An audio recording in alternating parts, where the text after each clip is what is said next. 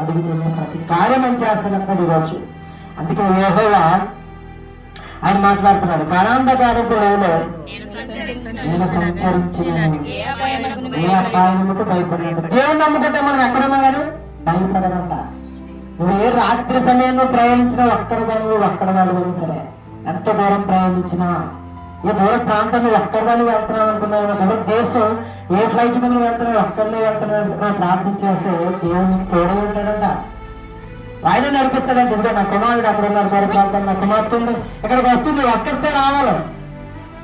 ఎలా వస్తుందో భయపడపట్ల మా ట్రైన్లో అండిపోతేమో, ఎవరో తోడలేరని మీరు అనుకుంటున్నారేమో, కానీ తోడిని బిడ్డలో భయపడతారు. మీరు ఏ సమస్యలో ఆయన తోడే ఉంటారంట.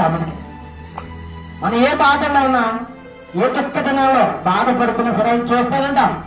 ఆయనే మనకు తోడైంది, రక్షణ కర్తవ్యం నడిపిస్తాడంట. అందుకే ప్రార్థన చేయమంటారు.